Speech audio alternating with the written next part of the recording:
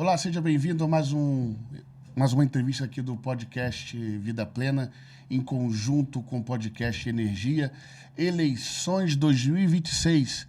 Estamos na época das eleições aqui para o estado do Rio de Janeiro, essa eleição majoritária para todo o Brasil. E nossa série de entrevistas é convidando aqui aqueles que nós achamos que são as melhores opções para o nosso estado do Rio de Janeiro. E dando sequência a essas entrevistas, hoje nós vamos falar com Thiago Nunes. Thiago Nunes, que é ativista político, operador do direito, e fora algumas coisas que ainda vai falar aqui, vai falar do 8 de janeiro, vai falar da situação dele, né, que liga aí ministros do Supremo, enfim. Vamos começar hoje falando com o Thiago justamente sobre isso. Tudo bem, Thiago? Tudo bem, meu irmão. Muito obrigado pela oportunidade. Estamos nessa luta para poder transformar o nosso país. Thiago, pergunta que eu faço com todos aqui. Primeira pergunta básica. Por que ser candidato a deputado aqui pelo nosso estado do Rio de Janeiro? Carlos, meu amigo, é o seguinte. Já estou com 44 anos e eu descobri ao longo da minha vida, graças a Deus, com uma família estruturada e que me deu todo o ensino, que existem 3 pilares importantes para a gente transformar o mundo. O primeiro deles é a fé, o segundo é o conhecimento e o terceiro é o dinheiro. Graças a Deus eu tenho fé e tenho conhecimento. Estudei para poder fazer algo melhor e contribuir com o meu aprendizado para uma sociedade melhor, mais justa. Dinheiro a gente trabalha para garantir o nosso pão nosso de cada dia, mas o objetivo é justamente esse: contribuir com a melhoria do nosso país, com a transformação do nosso país através da política, através de leis mais justas que realmente venham a responder ao anseio da população. Thiago, eu tenho uma, como é que fala? Eu tenho um certo cuidado em perguntar essas coisas, porque quando a gente fala de deputado, tanto a nível federal como estadual, e é uma eleição majoritária que nós podemos ter votos de todo o estado, de todas as cidades, né? Do nosso estado do Rio de Janeiro, são 92 municípios, mas você é oriundo daquela região de Maricá, né? Maricá, tem outras cidades vizinhas ali, como São Gonçalo, Itaboraí, sim, mas você, atualmente, você foca muito ali naquela região de Maricá. A região metropolitana. Toda a região metropolitana do Rio de Janeiro. Sim. Fala mais pra gente aí. Eu nasci em Niterói, passei boa parte da minha vida em São Gonçalo e uma parte maior ainda em Maricá. Já são 24 anos vivendo e convivendo com os nossos irmãos e amigos de Maricá. E Maricá hoje representa algo forte para o estado, porque a exploração do pré-sal está sendo naquela região, daquela bacia do Rio de Janeiro, e a cidade vem arrecadando muitos e muitos milhões de reais anualmente. Isso mudou os protagonistas da economia no estado do Rio de Janeiro. E Maricá hoje é uma figura que desponta, né, dentro do nosso estado, da nossa economia. Você acha, como você falou, questão do Maricá, você falou na questão de Maricá, eu entendi uma coisa. Como eu falei aqui da politização na cidade. Você acha ali, tanto você falou de São Gonçalo, nasceu em Niterói e tal, você atualmente ali na região de Maricá, fala para o povo ali de Maricá, daquela região ali, o que você acha que está faltando naquela região ali? Uma infraestrutura, uma boa gestão? O que você acha que falta naquela região ali? Está faltando honestidade e compromisso com o povo, principalmente com o pagador de impostos. Isso não está acontecendo só em Maricá, acontece no governo do estado do Rio de Janeiro, que infelizmente o estado do Rio de Janeiro não tem governo, e com o Brasil, que está na mão de um grupo político que só pensa em aparelhar o estado, em criar militância política, e Maricá é o retrato do que acontece no país inteiro. A gente já está numa cidade que é governada há mais de 18 anos pelo mesmo grupo político. Hoje a gente tem uma prefeitura que é administrada pelo PT, e a entrega do partido para a cidade é muito menor do que o que poderia ser. Maricá tem uma arrecadação em média de 350 milhões de reais de royalties de petróleo. Quem mora em Maricá sabe do que eu estou falando. Não condiz com a realidade financeira da cidade. A gente tem uma cidade que era uma cidade litorânea, uma cidade que no passado abrigava veranistas, não tem indústria forte, não tinha um comércio consolidado. E depois de 18 anos da mesma gestão na mão do PT, a cidade continua perdendo em competitividade, perdendo em investimento. Houve um crescimento populacional, houve uma melhoria sim, significativa na infraestrutura, mas falta emprego, falta saúde, falta um transporte adequado que traga uma mobilidade eficiente para a população. Então, tudo isso é o retrato de uma gestão que é descompromissada com o cidadão de bem, com quem está na ponta pagando imposto. Já passou da hora da população ficar atenta ao que está acontecendo e mudar a chave, porque não dá para a gente perder mais tempo com isso. Tiago, uma coisa que precisa ser bem elaborada, como você falou da questão das pessoas lá, né, dos ministros, dos supremos.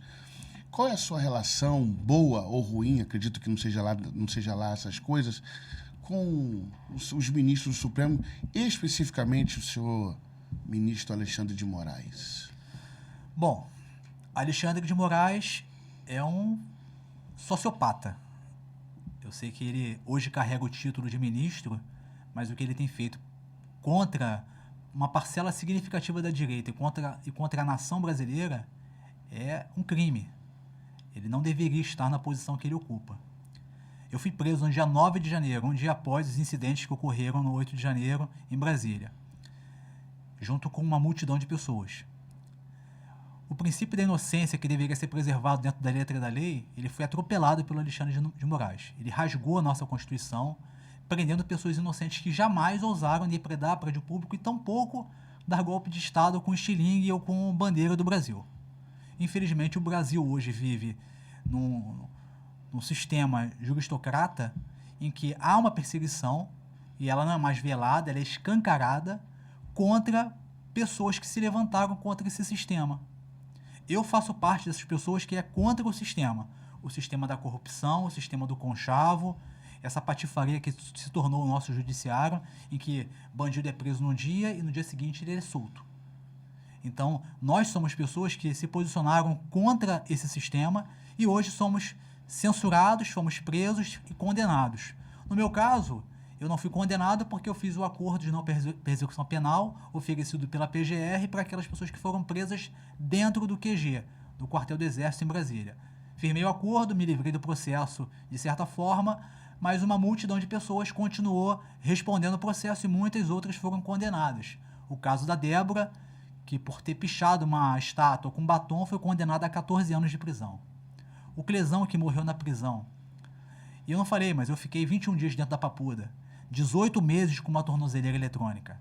E digo para vocês, em nada isso deixou ou me afetou psicologicamente para deixar de atuar dentro da política. Pelo contrário, isso me deu mais disposição para continuar enfrentando esse sistema corrupto que se tornou o nosso judiciário.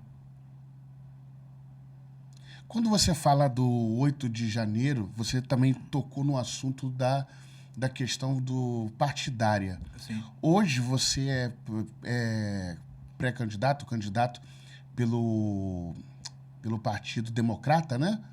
E o que o Democrata estaria hoje fazendo aqui a nível de Rio de Janeiro, né, para essa situação do país aí? O partido está dividido? Qual é a conjunção que você tem aí? Eu sei que você, dentro do partido ou as lideranças ali, nós temos pessoas conhecidas na política para o nosso estado aqui, né? Tem você, tem o ex-governador, né? O Wilson Witzel. Nós temos também o senador, que você vai falar o nome dele agora, acho que é o André. Sim. Né? Queria que você falasse sobre essas figuras aí. O Partido Democrata hoje não tem nenhuma liderança de mandato, mas é um partido que já tem tradição. Foi o primeiro partido fundado por uma mulher, a Suede Haddad. Um abraço para você, Suede. Ela nos abriu essa oportunidade de representar o Partido Democrata no Estado nessas eleições. O partido passou por uma readequação, uma abertura de portas, mas não para ouvir setor político, mas para ouvir o anseio da população. A população está cansada da mesmice, a população está cansada desses conchavos políticos que só atendem interesse de lideranças políticos partidárias. Então a Suede abriu uma porta uma oportunidade incrível para a gente, para representar o Partido Democrata, junto com o André Monteiro. O André é um grande guerreiro, subtenente do BOPE, foi responsável pela implantação das escolas cívico-militares no estado do Rio de Janeiro na época do governo Witzel. E falo também do ex-governador Wilson Witzel, que está voltando nessa disputa para tentar recuperar aquilo que foi tirado dele. Muita gente fala, poxa, mas o Witzel foi impeachmentado. Não, o Witzel foi traído por pessoas que estavam ao lado dele. E essas pessoas que o traíram, hoje estão presas. Uma delas é o Rodrigo Bacelar, que foi o cara que capitaneou a derrubada do Witzel, hoje está preso por envolvimento com o Comando Vermelho. Dentre outros que ainda serão presos. Porque, infelizmente, o governo do Estado do Rio de Janeiro, o Estado do Rio de Janeiro, a política do Estado do Rio de Janeiro, ela é dominada por facções criminosas, de um lado, e na outra ponta a milícia. Então, até para você fazer uma política correta e honesta nesse Estado, você passa por dificuldades. Então, o Partido Democrata, quando ele criou essa nominata guerreira, que eu digo a Liga da Justiça, a gente está chamando de Liga da Justiça, porque o que tem de gente de alta patente trabalhando pelo bem comum está fora da realidade. Foi justamente para a gente tentar resgatar e recuperar o Rio de Janeiro que todos queremos. Um Rio de Janeiro seguro, próspero, que gere trabalho, que gere oportunidade para quem quer empreender e, mais do que tudo, que traga paz para as pessoas. Hoje, o cidadão do Rio de Janeiro, o Carlos, ele sai de casa com medo, porque ele não sabe se ele vai voltar para casa em segurança. Como que a gente vai admitir um governo, um Estado com essa insegurança total? O Estado do Rio de Janeiro foi desindustrializado, ele passa por um problema sério e grave na segurança pública. A política no Estado do Rio de Janeiro, as lideranças políticas, em sua maioria, todas elas têm envolvimento com criminosos. Então passou da hora da população dar ouvidos para quem realmente quer fazer a mudança, quem quer transformar, para a gente resgatar o nosso Estado. Quando você fala dar ouvidos, né, eu entendo o seguinte: a população, né, nós estamos falando para o Rio de Janeiro, eu queria que você explicasse a diferença, né, como você falou, ativista político, né, para as pessoas que hoje dizem que são influencers. Por que eu digo essa diferença? Porque ser um influencer hoje parece que virou uma mesmice, parece que virou uma brincadeira onde todo mundo acha que é influência e o nome é o quê? Influenciar pessoas. Influenciar de que maneira? Da política que está aí, da política que piorou, que melhorou. O que diferencia hoje, eu sei, mas não tem que perguntar, né? O que diferencia o ativista político dos tais influencers? É uma diferença que parece pequena, mas é bem grande. Porque o celular hoje é uma ferramenta poderosa. E tem pessoas que se apropriam dessa ferramenta para poder persuadir outras pessoas ao erro. E está cheio de influenciador político, pessoas que se dizem influenciadores, beneficiando o sistema. O sistema corrupto, o sistema do conchavo, o sistema do tomar lá da cá. E o ativismo político, ele se diferencia no seguinte: são pessoas que trabalham pelo bem comum, de fato, e não ficam só na rede social se valendo de recursos de mídia para poder causar e lacrar. Eu estou muito longe disso. E quando eu ostento esse título de ativista político, é porque eu faço a minha parte como cidadão. Eu sou operador do direito, sou formado em direito, então eu uso do meu conhecimento para poder tentar frear esse disparate, todos esses absurdos que acontecem no nosso dia a dia. Eu sou responsável, na época da pandemia de Covid-19, junto com a minha equipe de trabalho, a doutora Daniele, que também é minha esposa, nós elaboramos uma peça jurídica que derrubou um decreto absurdo do prefeito de Maricá na época, Fabiano Horta, que impedia que o comércio funcionasse no período da pandemia, no pós-pandemia. Então a gente vem fazendo um trabalho de base, de atuação, e não é de agora. É no convencimento do poder público da importância do saneamento básico, é no freio desses absurdos com compras superfaturadas. A gente tem elaborado peças e direcionado peças, representações para o Tribunal de Contas do Estado, o Ministério Público. Nós somos o olho do cidadão. A gente tem trabalhado para isso, para poder fazer com que a lei funcione, com que as coisas funcionem.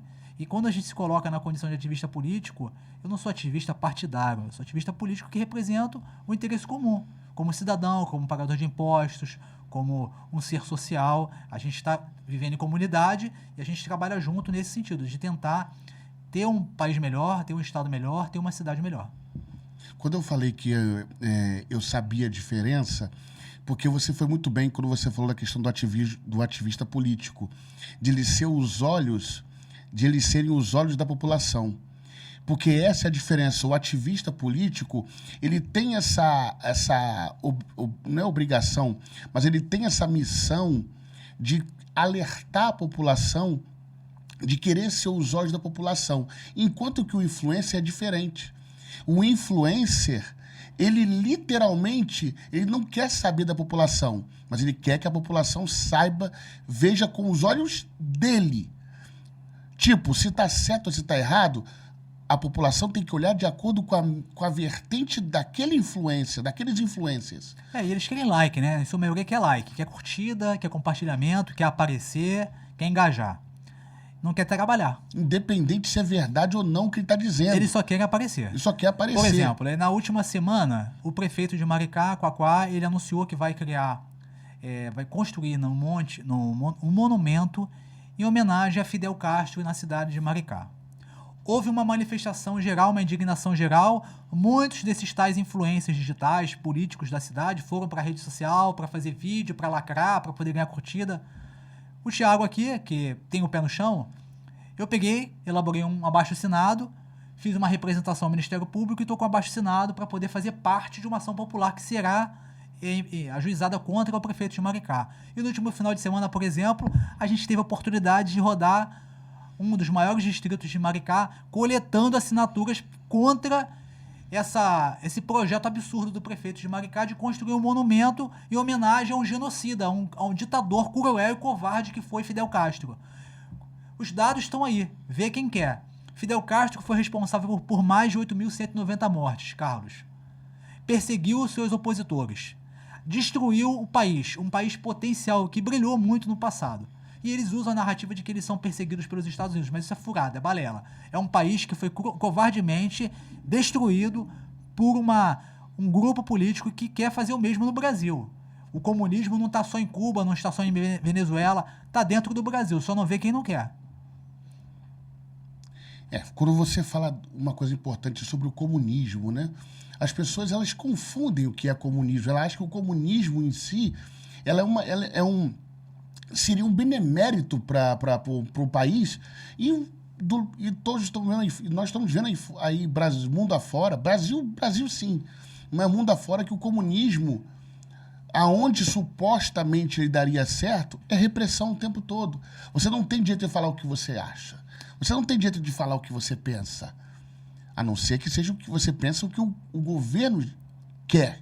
É o controle estatal. É o controle. Aqui no Brasil, o comunismo não está entrando somente na questão do lado A e lado B. O comunismo está entrando em outras vertentes. Tipo, se você acredita que numa tangerina, em outros lugares é chamado de mexerica, porcã, sei lá, que uma tangerina você pode botar uma semente de tangerina que vai nascer uma laranja, que vai nascer uma outra fruta. Se você falar que não vai, aquele grupo que está no poder e diz que pode, ele quer te censurar. Aí nós voltamos àquela questão do Supremo. O Supremo, que deveria ser uma arma contra a intolerância, que deveria ser uma arma contra as injustiças, é o que está mais praticando. Sim. Já tem um lado, o Supremo tem um lado. Mas não existe no Supremo alguns que são de uma vertente, de outra? Sim. Mas a partir do momento que o presidente escolhe o seu advogado, a partir do momento que é colocado no Supremo o amiguinho do presidente, e não uma pessoa parcial, entendida do direito, entendido da legislação, gente que nem passou ou passaria numa prova, vamos dizer assim, equivalente ao cargo que ocupa, vai ficar difícil, você não acha? Com certeza. Hoje a gente tem uma corte que ela não é imparcial, ela é parcial, ela tem lado. O Supremo Tribunal Federal do Brasil, ele tem um lado, e não é o lado do povo brasileiro. Isso tem que estar bem claro na mentalidade das pessoas. E é justamente por isso que eu vou dar uma fugidinha desse papo e levar para a importância dessa eleição para senadores em 2026. Porque o que pode frear esses abusos que são cometidos pelo Tribunal Federal, pelo STF, pelo Superior Tribunal Federal, são os senados, é o Senado. Se a gente não tiver senadores dispostos a enfrentar essa corja que se instalou dentro do STF, nós vamos perder de vez o nosso país. Hoje, por exemplo, Carlos, eu falo isso com tristeza no coração. Eu sou cristão, sou evangélico. Hoje, se um pastor vai para o púlpito, dependendo do que ele prega no púlpito, ele sai do púlpito preso. E ninguém fala isso. O pastor hoje, para pregar uma Bíblia, ele tem que tomar cuidado com o que ele fala. Se estiver gravado, se for para a mídia no dia seguinte, o Ministério Público está denunciando ele. Hoje, por exemplo, se você se posiciona contra algumas questões, você pode ter sua página, seu perfil na rede social derrubado no Instagram imediatamente. Então, não tem liberdade mais. Isso virou uma letra morta na nossa Constituição. Hoje a nossa liberdade é limitada. Hoje a nossa liberdade de expressão é controlada. Recente, a gente teve o episódio de um jornalista que foi censurado, teve a sua postagem derrubada pelo Alexandre de Moraes. No dia seguinte, ele foi lá falar novamente que tinha sido censurada a postagem dele, e foi censurado de novo. Então ele criou a censura da censura, sem limite, sem vergonha. Sem vergonha de continuar fazendo toda essa perseguição implacável. Então, quando a gente fala do comunismo, eu avancei um pouquinho, pelo seguinte: na cabeça do cidadão comum, Carlos, está tudo acontecendo normal. Porque o cidadão comum ele não está preocupado em fazer questionamentos sobre o que está acontecendo dentro do STF. Então, não afeta ele o que está acontecendo, o que está partindo do governo federal. O cidadão comum ele não está preocupado com a briga entre direita e esquerda, porque ele está vivendo a vida dele, do ganha-pão. Porque eu sei que a vida é assim mesmo, você tem que trabalhar, pagar a escola, pagar suas contas. Então o cidadão comum ele está preocupado com o trabalho dele, com a renda que ele tem que oferir com o trabalho dele. Então não está afetando ele diretamente isso, mas indiretamente afeta. Porque hoje você bota seu filho na escola pública, o seu filho está sendo doutrinado na escola pública. E o seu padrão comunista é de ser. Se o seu filho vai para a faculdade, ele não volta a mesma pessoa. Sai da faculdade outra pessoa. Então, a esquerda ela defende muito a China, né, as políticas chinesas como bem-sucedidas dentro desse contexto comunista. Mas o problema da China, por exemplo, não é contra o capitalismo. Existe um controle muito forte social na China. Lá, tudo que é falado passa pela mão, pelo crivo do Estado. E um que sofre muito na China é a igreja. Então, o maior problema para o chinês, né, para o governo, para o Partido Comunista Chinês, é a igreja. Hoje você não vê igreja cristã, evangélica, dentro da China, trabalhando na China. Então, a gente tem um problema nesse sentido. Que a economia parece que vai bem, que é abundante, que é próspera. As pessoas acham que o máximo... Poxa, a China produz para o mundo inteiro, por exemplo. É um exemplo bem sucedido de um país que é governado pelo Partido Comunista. Mas a igreja não funciona na China. A igreja de Jesus, ela não funciona. Há um controle estatal forte em tudo. E isso está sendo ampliado no país. Hoje você vê que o judiciário, o Ministério Público, os tribunais, parece que há um alinhamento estratégico nesse sentido, de controle mesmo, de limitações. E a gente tem que frear isso. E o freio é a eleição de 2026.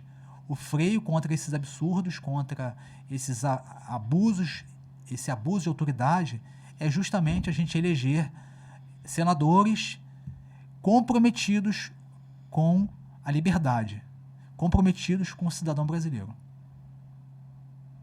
Vamos falar um pouco, brevemente, sobre a questão que nós falamos do comunismo, mas especificamente, né, na área que nós mais atuamos aqui, que é a questão da questão religiosa, né? Que tudo hoje em dia é intolerância religiosa. E quando fala misturando essa questão do comunismo com a intolerância religiosa, qual é a falácia mais dita quando se trata do cristão, né? Para atacar o cristão? O Estado não é laico. O Estado é laico. Ele é laico, mas ele não é laicista. Exatamente. Aí qual é a diferença para vocês que estão nos assistindo? O Estado realmente ele é laico, ele tem múltiplos segmentos religiosos. Então, só que o comunismo tenta implantar o quê? Você que é um protestante, você não pode falar tal coisa porque você ofende o determinado segmento religioso. Então, o Estado é laico. Não, mas ele não é laicista. E o que é não ser laicista? É justamente o direito de você ter uma opinião divergente para falar. E exatamente Quando esse fala ponto. que você é laicista, que ele não é laicista, eu acredito diferente da religião A, B e C, por isso eu tenho o direito de falar, como eles também têm. Então, mas só que o comunismo quer implantar o quê? Se você não fala o que a gente quer, você vai ser calado. Exatamente. E é justamente isso que a gente queria falar agora, porque você que é um operador de direito também cristão, você já deve ter visto muitas situações, Maricá, São Gonçalo, Niterói, no Rio de Janeiro, vários exemplos aí, igrejas sendo fechadas. Ah, mas não é igreja, tá derrubando igreja, não. Igrejas sendo fechadas porque no púlpito fala uma coisa, como você disse. Uma pessoa fala uma coisa que é o direito constitucional dela e direito, inclusive, religioso, que está acima do constitucional, religioso de falar, mas o Ministério Público faz isso, o Ministério Público faz aquilo, a Procuradoria faz isso, a Procuradoria faz aquilo. Recentemente, não sei se você vai querer falar sobre esse assunto, numa palestra, uma senhora, né, para não falar outro nome, uma senhora foi lá e frontalmente ela falou: eu não aceito assim, essa reza, essa oração que teve aqui, porque eu não sou da religião que foi professada aqui, e não sei o que, eu acho absurdo. E teve as consequências. Você viu que ela foi por causa do tom baixo, da voz moderada, mas ela foi o quê? Intolerante. Ela chegou lá e disse o quê? Eu não aceito aqui, porque nós estamos numa palestra sobre isso, sobre aquilo. Então houve uma oração antes aqui, uma oração não sei o quê. Eu não aceito. Quem é você para você não aceitar? Então é isso que o comunismo prega. O direito de não ter direito. Sim. Tudo dentro do controle e da liberdade do próprio partido. É exatamente isso que eles fazem. Porque, por exemplo, esse caso que você citou, e se tivesse sido um grupo de uma religião afrodescendente aí que a gente fala, né? Uma religião africana. Será que teria tido o mesmo tratamento por parte dela? Será que se um pastor evangélico se colocasse contra um ritual, um culto, uma oração, uma reza de um grupo, de uma religião de matriz africana, será que teria o mesmo tratamento? Será que teria o mesmo impacto que teve? Provavelmente não, porque ela demonstra que é. Pois é. Da onde é. Pois é. Nós estamos falando de 30 anos atrás, quando eu ainda era adolescente. Nós já tivemos isso, por isso essa questão que nós estamos debatendo aqui. Seja para deputado estadual, federal, por isso nós estamos debatendo aqui. Há 30 anos atrás, eu não estou falando 30, mas pode ter sido um pouco menos, né? Me falha a memória aqui, mas nem sei se ainda é vivo, mas nós tínhamos na Assembleia Legislativa, nós tínhamos o pastor, se eu não me engano, acho que é Mário Luiz, não lembro da qual igreja que ele era, mas ele era contundente em relação a algumas práticas, porque nós tínhamos lá uma outra deputada que professava uma outra fé, e ela levou esse instrumento, essa figura da religião dela dentro da Assembleia. Quando eu digo dentro da Assembleia, não estou falando não é como é que fala? No gabinete. Não, ela levou para plenário. E ele, como pastor, fez o quê? Não aceita isso aqui. Do que ele foi taxado? Intolerante. Intolerante. Mas quando somos nós dizendo assim, com a licença do presidente da sessão, com licença do presidente da casa, gostaria, antes do meu pronunciamento, fazer uma oração aqui. Antes de ele começar a oração, já aparece alguém lá na... Permita a palavra? Me concede a palavra? Não é necessário isso aqui, não precisa fazer isso aqui, tem outras religiões aqui, isso é um desrespeito. Ele nem vai começar a fazer a oração dele, ele já vai ser interrompido. Mas aí eu falo da questão do laicismo. a pessoa do lado de não ser laicista. Sim. As pessoas não estão tendo jeito de professar a sua fé. Mas isso não é novo, isso é desde que dos primórdios, né? O que está acontecendo é que eles querem controlar a fé cristã, querem limitar a atuação das igrejas. Porque hoje, a última barreira que eles têm é justamente isso, é a igreja, é a família.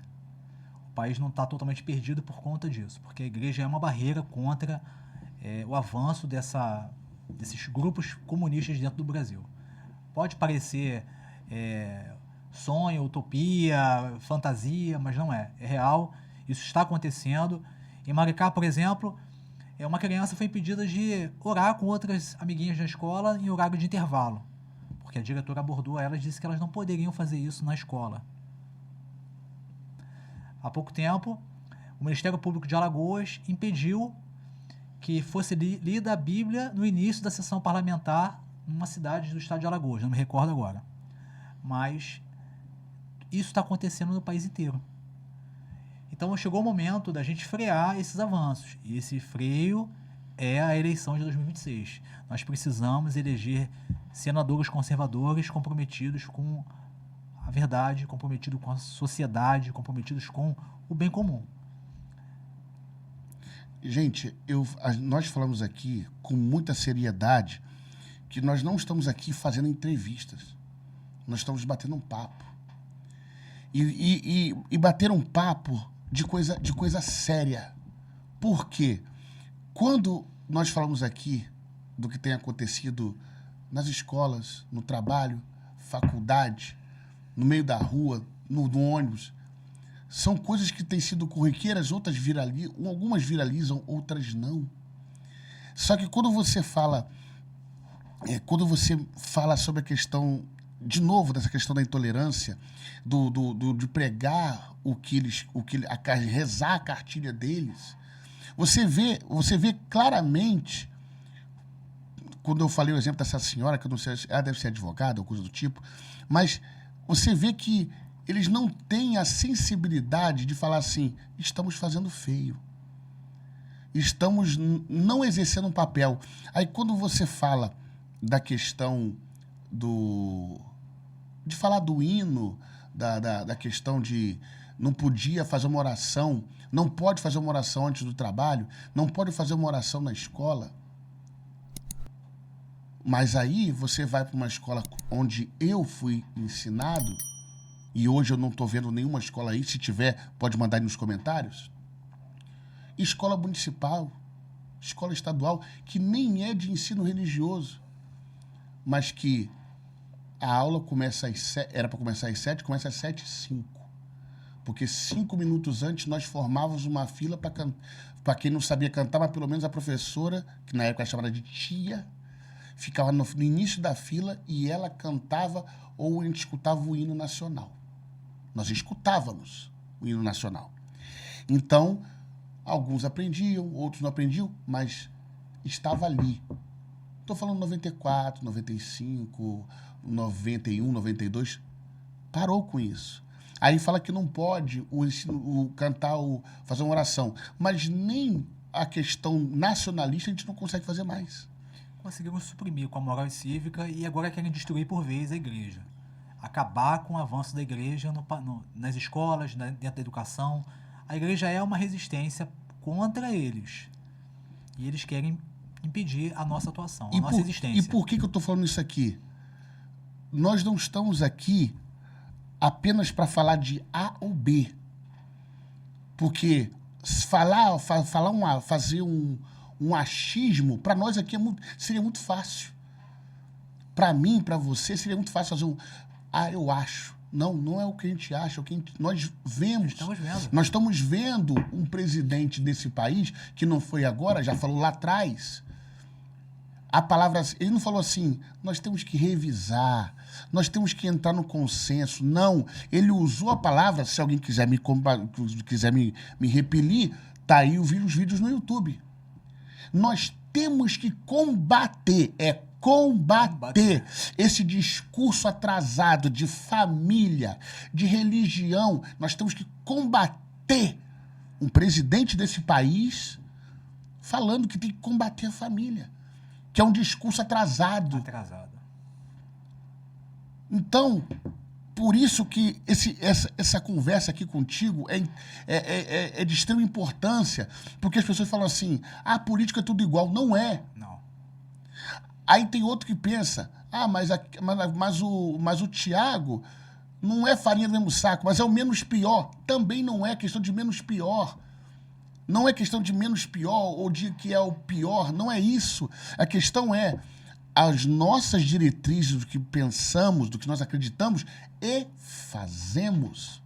É o que determina o que vai acontecer com o nosso Estado. O nosso Estado do Rio de Janeiro já está... Qual é a fama que nós temos aqui de governadores? Bandidos. A fama, né? A fama qual é? De terríveis bandidos, de criminosos. E que todos foram E presos. que todos foram presos. Nos últimos 20, 25 anos, todos Exatamente. foram presos. Não sobra um. Não posso falar do atual, porque o atual, por ser desembargador, dá problema para mim. Então, mas já foi lá chorar, se emocionar lá com o presidente Lula. Com o presidente, dizendo o quê? Não sei o quê, não sei o que lá. E o que o presidente diz? Porque o que ele começou a fazer, como interino, foi o quê? Nós vamos cortar. Cortou os cargos. Mas será que cortou todos mesmo? Cortou lá 100, 200, 500, 600 cargos comissionados, cortou. É o que todos nós, como população, queríamos que ele fizesse. Mas será que não tem ali o seu Messias da mercearia, que é amiguinho, a gente não sabe. E aqueles contratos, né, que sempre beneficiam grupo A, grupo B, que é o câncer do país, é isso. É a malversação dos recursos públicos, em que, eu digo por Maricá, por exemplo, que é triste de ver. Hoje você faz uma análise dos contratos das licitações em Maricá, a sua maioria é superfaturada. Sobrepreço, irregularidades. Isso acontece no estado do Rio de Janeiro, um estado rico. A gente olha para o estado do Rio de Janeiro e dá tristeza, porque é um estado que foi agraciado com tantas belezas naturais. Ele é situado numa posição estratégica dentro do nosso litoral. Nós temos uma baía linda, nós temos serras lindas, temos abundância e fartura de água, temos o petróleo, e olha a miserabilidade do estado. Você anda pelo estado do Rio de Janeiro, de norte a sul, não tem uma área, não tem uma cidade que não tem uma favela. A gente fala de favela, já pensa no Rio de Janeiro, mas é o estado do Rio de Janeiro inteiro. O estado não é presente, o estado é ausente. Não temos saúde, não temos educação, não temos formação dos nossos jovens. E todo esse dinheiro está indo para quem? Está indo para onde? A resposta está aí nas mídias, nos noticiários. É corrupção, todo dia tem agente político preso, todo dia tem mais um escândalo de desvio. Então está na hora da gente fazer uma reformulação geral, de darmos a oportunidade de novos nomes. Existe uma cultura geral, Carlos, de generalizar, como você bem colocou. Todos são iguais, todos são farinha do mesmo saco. Não é bem assim. Existem bons médicos e maus médicos. Existem bons advogados e maus advogados.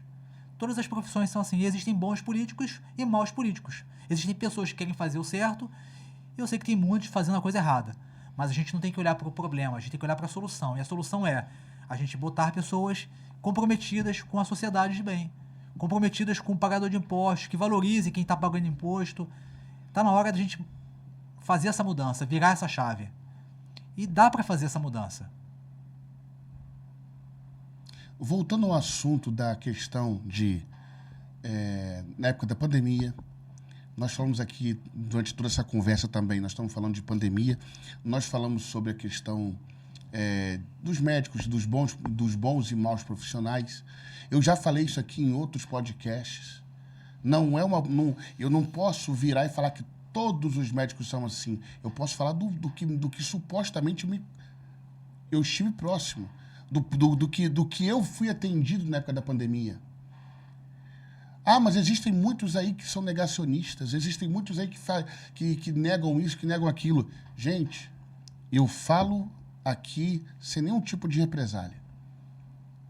Porque eu estava passando muito mal, fui para um hospital municipal aqui no estado do Rio de Janeiro, na Barra da Tijuca. onde eu fiquei, eu estava sem alimentação durante muito tempo, então eu estava muito fraco. Então precisei ir pro soro. E quando chegou, depois de várias avaliações, foram fazer o teste do Covid em mim. Fizeram aquele que tem que introduzir no nariz lá, um processo incômodo. Fizeram um teste lá e falou, vai esperar aí meia hora que vai vir o resultado. Veio o resultado, a mulher falou assim, a pessoa que me atendeu, que me trouxe o exame, tá aqui, negativo. Agora você só precisa ir na próxima salinha ali, pegar, de repente, a medicação que vão lhe passar, o receituário, não sei o que lá. Quando eu fui pra sala, o médico neurou na minha cara. Ele só escrevia e dizia, o remédio é esse aqui, esse aqui, que é o que vai combater a Covid que você está. Você já tinha um laudo de que você não estava com o Covid. Quando ele falou assim, porque vai ser o remedicamento que você está com Covid, quando eu falei assim, mas eu não estou com Covid, ele falou, você está? Eu falei, não, tá aqui o laudo dizendo que não. Ele olhou e falou assim, não tá. Ah, você está sendo caluniou? Não, eu estou falando o que aconteceu comigo. Aí também é presunção minha também, eu falar que aconteceu isso só comigo, né? Gente que infartou, gente que não sei o quê. Mas a informação naquela época, nós falamos aqui de comunismo, a informação era o quê? Contida. Sim. E por que a gente fala muito, de forma muito interessante, da repressão? Você falou aqui que nós precisamos ter políticos virada de chave. Exatamente. Por quê? Vou explicar o porquê que vocês estão nos prestando atenção aqui na nossa conversa. Gente, você vira para uma pessoa hoje e fala assim, vamos botar um exemplo de quem não gosta do ex-presidente. Por que você não gosta do ex-presidente? A pessoa vai elencar 5, 6 problemas. Vacina, não quis vacina, por está sendo processado, foi condenado, vai ser julgado porque não foi na questão da vacina, porque no negócio das joias, por causa dos apartamentos, dos imóveis, por causa não sei o quê. E só foi saindo na mídia. Investigado por isso, investigado por aquilo, investigado não sei o quê. Pode olhar quem tiver boa vontade. Inclusive saiu um agora, não tem nessa semana. Quem estava investigando, PGR, STF, todos que estavam julgando, todos, que botou o ex-presidente como réu, todos estão lá. Bolsonaro, processo contra o negócio das joias, arquivado. Processo contra o cartão de vacina, arquivado. Processo contra a questão das joias, arquivado. Processo não sei o que dos imóveis, arquivado. Tudo arquivado. Agora, veja só. Por acaso a mídia deu a mesma ênfase para desconstruir isso? Não. Porque existe uma máquina midiática para destruir reputação. O caso da Covid-19, da pandemia, eu digo que isso aí é uma desgraça, esse assunto. É um assunto desgraçado. Porque no momento da pandemia, quando se foi colocado as questões em torno da obrigatoriedade do passaporte vacinal, da obrigatoriedade das vacinas, aquela coisa toda, e quando se foi levantado a dúvida de vamos avaliar os impactos dessas vacinas, desses medicamentos na vida do cidadão, aquilo foi ignorado, atropelado, para atender o interesse que hoje já sabemos exatamente a quem atendeu o interesse dessas vacinas. Não foi para acabar com a pandemia, porque fizeram todo aquele protocolo vacinal e as pessoas continuaram morrendo de Covid. E só para a gente finalizar esse assunto, eu não gosto de usar essa palavra, mas é assim, é tão ridículo, é tão nojento a questão da tentativa de manipulação. Mais uma vez, não vou citar nomes aqui para depois não vir falar besteira no meu privado aqui. Procurem saber. Pois é. Uma jornalista, tem que tomar vacina. Tomaram as vacinas, tem gente que morreu. Sim. Sabe qual foi a resposta em rede nacional? A pessoa morreu. Qual é o limite? É morte. Pois é. A pessoa morreu. Ah, mas se não tivesse tomado a vacina seria pior. Pior do que morrer? Pior do que morrer? Exatamente. Então, a tentativa de manipulação... De manipular a verdade. De manipular, tipo assim... Ah, mas fulano tomou 3, 4, 5, 12 doses e morreu. Mas se não tivesse tomado a vacina, seria pior. Pior do que quê? Pois é. Morreu. Então, é nojento. Pois é. É nojento. Por isso que eu falo, não defendo fulano A, fulano B. Por quê? Porque na hora como você falou, de destruir reputações, eles destruíram. Mas não vieram com a mesma força para falar assim, erramos. E não farão, porque eles são mau caráter. Porque jornalista não erra. Sim. Eu passei por um processo na questão do jornalismo que o professor falava, jornalista não erra. Jornalista, ele pode falar uma coisa que depois ele é desmentido, mas ele pode dizer que naquela época era verdade. E sustenta essa verdade, essa inverdade até o fim. Até o fim. Aí, quando eu fui questionar isso, não é bem assim. Falei, foi dessa maneira que você tentou ensinar. Foi dessa maneira que você tentou ensinar. Que a verdade, ela não é absoluta, a verdade é transitória. Esse é o problema que a gente fala aqui. Por que é importante, né? A informação? Porque uma coisa que você aprende no jornalismo é o quê? Essa informação ela pode informar, deformar.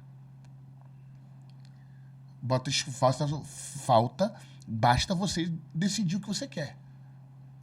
É um ditado que nós como cristãos, devemos abolir da nossa vida. Amigo meu não tem defeito. Inimigo, se não tiver, a gente coloca um. Se você acha que o primeiro que é seu inimigo, e você acha que ele não tem defeito, você coloca um, o defeito é você. Pois é.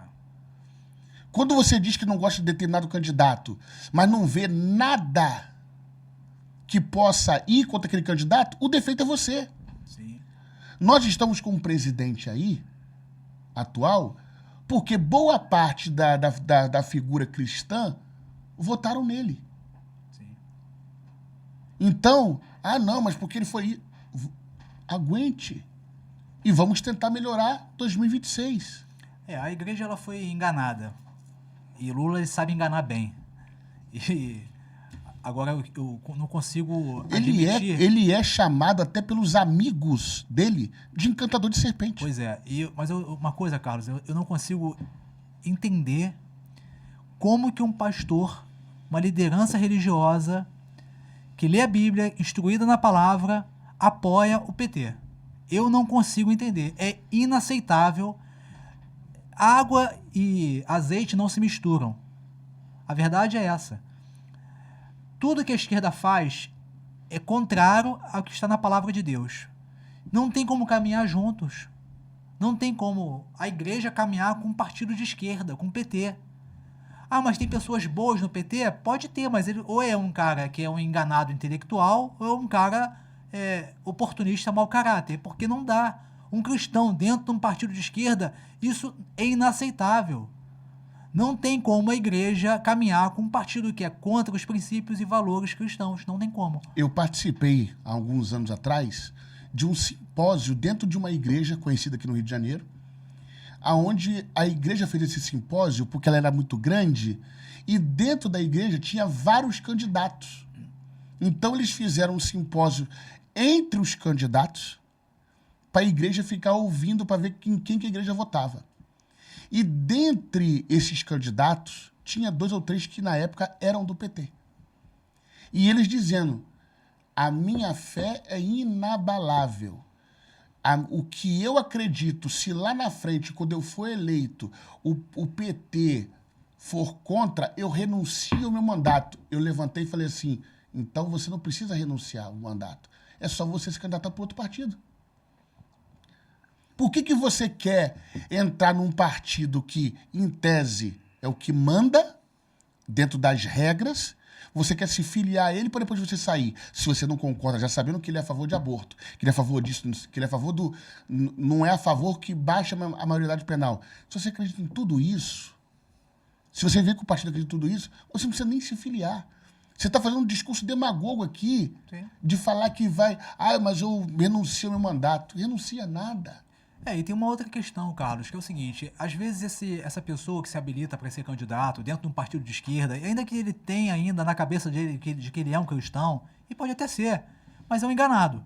Porque, veja bem, você dentro de uma nominata de um partido, num período de eleição, os votos que você vai trazer para si vai ajudar o partido num todo. E existem outros candidatos dentro do partido. De repente, aquela pessoa que é cristã, que é crente, que é seguidor de Jesus, ele nem se elege. Mas os votos que ele conseguiu trazer para si vai ajudar a eleger uma infinidade de candidatos de esquerda, até piores do que ele, do que o que já está aí. Então, a gente tem que ter essa lucidez de levar para a igreja essa visão. Nós temos que apoiar os nossos membros dentro de pautas que representem a igreja. Nós não podemos colocar a Igreja de Cristo dentro de grupos políticos que atacam a igreja, que destroem a fé cristã, que impedem o avanço do evangelho. Jesus nos chamou para ser luz nesse mundo. Então nós temos que ocupar. Eu faço parte de uma corrente dentro da minha igreja, da gente ocupar espaço público. Isso é muito importante. A igreja ela tem que ocupar espaço público. Se você é crente, se torna professor, se torna integrante do Ministério Público, estuda para juiz, vamos ocupar espaço público, se torna um policial militar, vamos ocupar espaços. A igreja tem que ser luz nesse mundo. Jesus nos chama para isso. Deus nos chama para isso. Essa é a nossa missão como cristão, ocupar espaços. Tiago, vamos falar mais uma vez, que é importante, sobre a questão desses nomes que nós temos aqui no Estado que podem nos representar, né? Nós temos você aí como opção para deputado, né? A nível federal, né? Falar um pouquinho mais, porque são nomes que estão tentando, a mídia está tentando abafar. Tem gente que não sabe que o ex-governador Wilson Witzel é candidato. Tem gente que não sabe de outros senadores, a não ser esses que já estão aí há muito tempo, né? E que estão aí, em tese, se é que é para acreditar em pesquisa, estão aí na liderança de pesquisas. Já digo de cara que não acredito em pesquisa, porque já fui entrevistado, onde apresentou para mim uma lista com 16, 17 nomes, onde um era de direita, os outros 15 eram 16 de esquerda. Então já era uma política meio que enviesada para você votar para você falar que os bons ali estão sendo bem votados, os de esquerda e de outras ramificações. Vamos falar novamente aí, você pode frisar para mim, para nós aqui que estamos nesse bate-papo, nessa reta final, a questão aí do Witzel, do André Monteiro, né? André Monteiro, candidato ao Senado. Carlos, é o seguinte: existe uma engrenagem que está trabalhando com apoio da mídia para eleger o Eduardo Paes. E todos sabem que o Eduardo Paes é figurinha do mesmo time do Sérgio Cabral. Sempre fez parte das maracutaias, da roubalheira do Sérgio Cabral. Sérgio Cabral foi condenado a mais de 400 anos de prisão. E, de forma muito impressionante, Eduardo Paes escapou do envolvimento dele com esses esquemas que resultaram na prisão de Cabral e entre outros. Então tem uma engrenagem muito poderosa que está tentando eleger o Eduardo Paes a governador do estado do Rio de Janeiro. Isso me preocupa, porque essa engrenagem ela se infiltrou dentro do Partido Liberal, dentro do PL. E eu não falo isso porque hoje eu estou no Partido Democrata. Eu sou bolsonarista. Na verdade, nem gosto de usar mais essa expressão bolsonarista. Eu uso a expressão de que eu faço parte do bolsonarismo, porque os istas se perderam. Dentro do PL no Rio de Janeiro, você tem a figura do Altineu Cortes, por exemplo, que é deputado de mandato, não tenho medo de falar, não tenho rabo preso com ninguém, e entre outros, que estão sempre juntos com o PT. A gente tem foto aí do último carnaval, Altineu Cortes e os irmãos Delaroli, Guilherme Delaroli, que é deputado estadual também, Marcelo Delaroli, junto com o Quaquá no camarote do Quaquá na Sapucaí. Então passa a eleição, eles são amigos. Durante o período de eleição, eles são adversários. A gente tem que acabar com esse negócio. Foi feita uma nominata do PL para poder manter os mesmos figurões fazendo os mesmos conchavos. E essa mesma turma que derrubou o ex-governador Wilson Witzel. Muita gente não tem memória, não tem informação adequada e acha que o Witzel foi mais um corrupto, mas não. Ele foi um cara que caiu dentro de uma cilada orquestrada pelo Rodrigo Bacelar, que foi presidente da Alerj, que derrubou o Wilson Witzel do governo do estado. E depois disso, houve a sucessão com o Cláudio Castro, que também já era um advogado que já circulava pelo meio do Sérgio Cabral, e acabou sucedendo o Witzel nesse impeachment. E fez a mesma coisa. Seguiu a mesma cartilha dessa turma, de conchavo e esquema, e hoje está preso. A gente tem o senador Canela, que foi prefeito de Belfor Roxo, também está preso. E tem muitos outros nomes que serão presos até a eleição. Eu não falo isso porque eu estou torcendo contra ninguém, não. É porque é a realidade.